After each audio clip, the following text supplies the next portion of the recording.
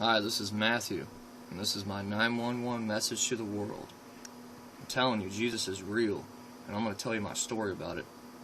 6 years ago, I climbed up a 980-foot TV tower, and I was with two of my friends, and we were just driving around actually trying to find a tower to climb. Yeah, I was really dumb, almost 19. So I just kept driving. I was the one actually driving, though, and somehow I drove to this tower that was a white light blinking, and I finally got there.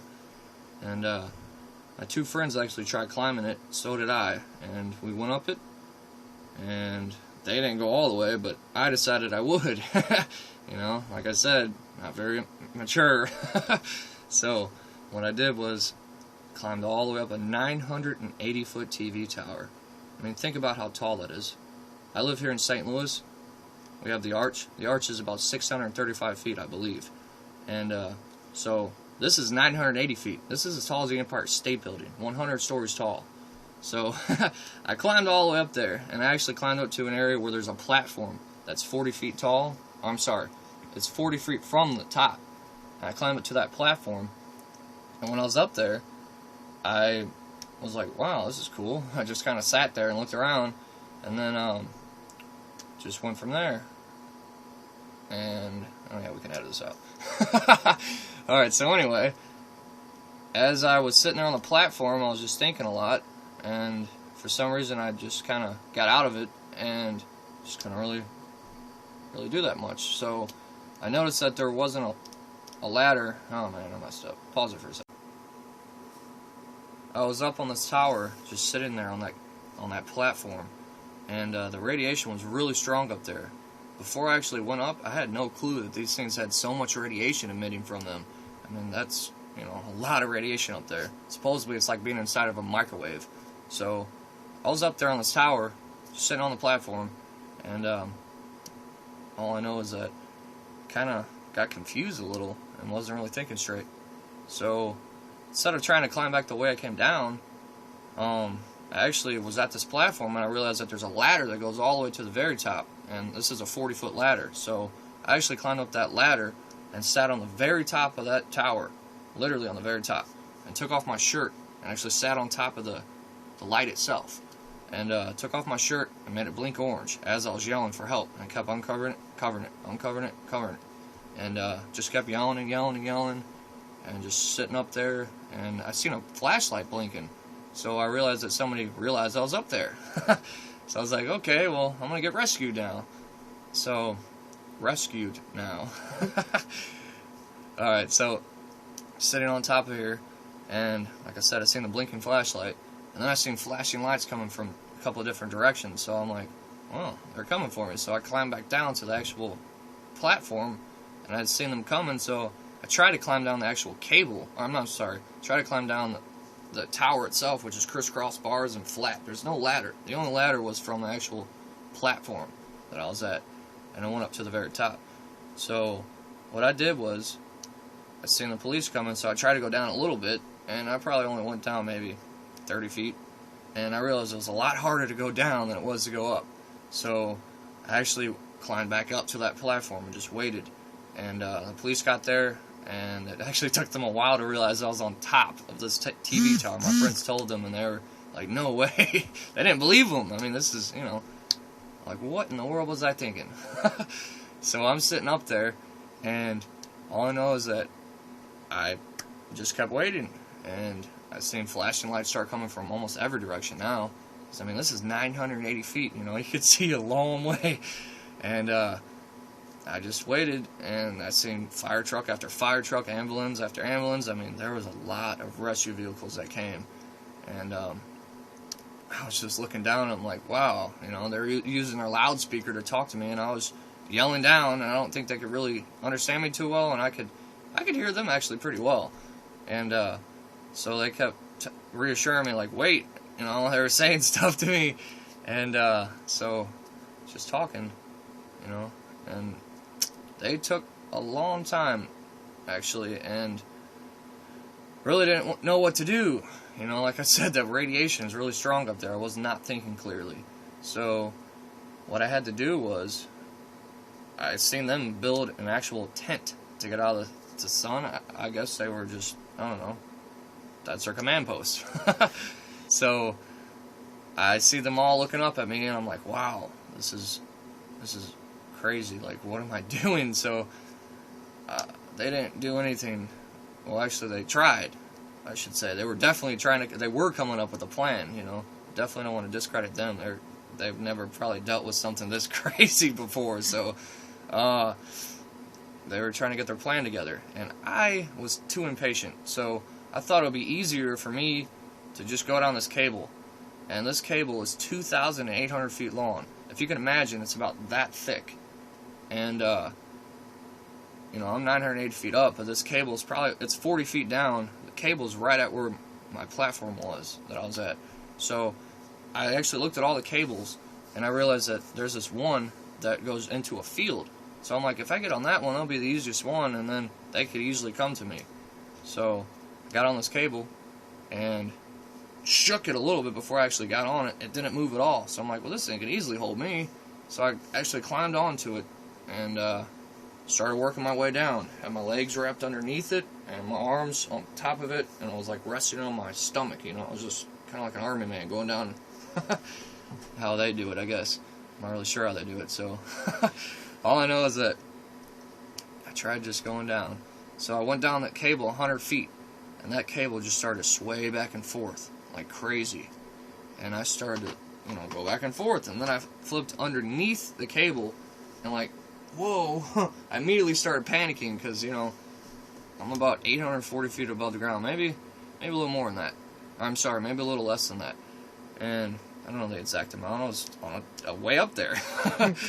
So, I looked down, started yelling, "Help me! Help me!" I was panicking like crazy, just completely panicking. And for about 3 seconds or so, and then all I know is that I had to cry out to Jesus. As soon as I cried out His name, I immediately felt comforted. I knew for 100% fact I was not going to die. I knew that. So what I did was, I just praised Jesus, and then guess what? I had this thought come in my head. It said, "Let go now and you go straight to heaven." I'm like, no, that's not my God. I just prayed for Jesus to heal me and protect me and keep me safe, and I knew He was going to. But that was Satan trying to trick me. So I'm like, nope, I ain't listening to that. So I looked down, and I just like, whoa, what am I going to do? So I tried to climb down underneath. I couldn't do it, so I kept trying to climb my way back on the top of it. Because that, you know, I knew it was really tiring to go down underneath this thing, because I'm just sitting there hanging and had to keep going like this, and got several burns from it. So I just kept there I go thinking again. Alright, so I was on this cable, and I knew that I had to get down because I actually seen a helicopter come flying in, and I thought they were going to be able to rescue me off of this cable. And this helicopter just hovered way up above me, and I seen them hovering above me, of course. So they landed in a field off to my right, and I noticed that I guess they were putting equipment in or something. They were going to try something, I believe. So they lifted off that helicopter again and hovered above me, and I just knew that it was not a rescue helicopter. You know, I knew I had to get down. I looked down, and I actually seen people joined hands in a huge circle, and that helicopter actually flew away after that. So I knew it was just me and Jesus after that. I knew for a fact that I had to trust Him 100% in order for me to make it. So I literally started, you know, to try to, I knew I had to get down because I'm tired now. You know, I've been on this cable for probably about almost 20 minutes, and 15 or 20 minutes or so. It felt like a long time. I'm not sure exactly the amount of time, but it felt like it was long. So I actually took my arm, and somehow I managed to work it on, like around like this over the cable, and I slid a little bit. By the way, I didn't feel any pain at all. Not one bit of pain. Nothing. Not any type of pain. Because I knew for a fact Jesus was going to save me. So what I did was, I kind of slid a little bit. My arms and legs were wrapped around this cable really tightly. So when I slid a little, I'm like, well, I got to get down quick. So, because I was tired.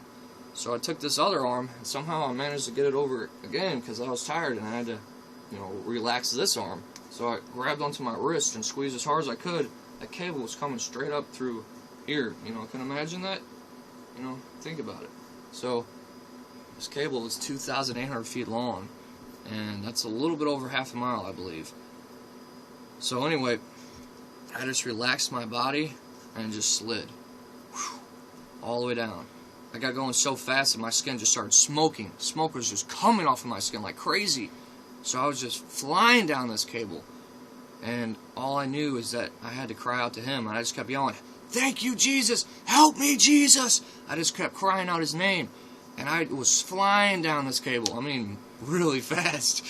And I seen the bottom coming up. So I actually had to literally squeeze as hard as I could and flex all my muscles to slow myself up. And this bottom's coming up. It really did not slow me up very much at all. It didn't. And I see the bottom coming up.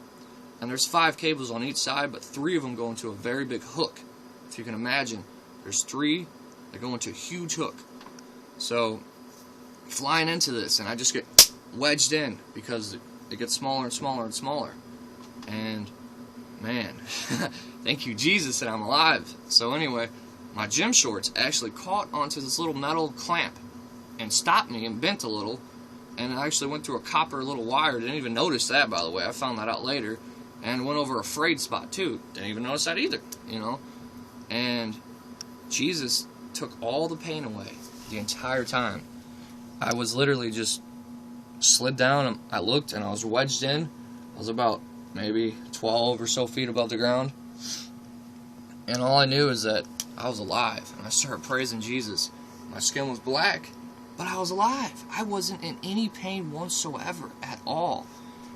So I just sat there like wedged in, you know.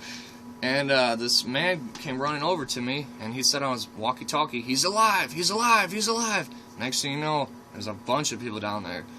And, you know, I was kind of off the ground pretty high or so. I'm not sure exactly how high it was, but I was off there. Huh. I go thinking. Alright, so anyway, they had to wedge me out of that, and they had like this little cart that they had, and they had to climb on top of that to pull me out, and like put me onto some type of like, whatever they're called, I'm not sure, forgot. Well, anyway, so they put me onto, what are those called? Gurney. No, the boards that are real hard. Backboard. Backboard. Okay, so they put me onto a backboard and strapped me all into this thing, and next thing you know, they put me into the back of an ambulance. And I'm talking to them just like I'm talking to you, by the way. I was in no pain whatsoever. Didn't feel anything. And I just kept talking to them. And they put me into the back of the ambulance and drove me about 5 minutes or so up the road. And I heard a helicopter going. And they put me into the back of Medic Air. I was like, whoa. So I've never been in a helicopter, by the way, or any type of flying thing, period. That was the first time. And I thought that was pretty cool, actually, flying in a helicopter.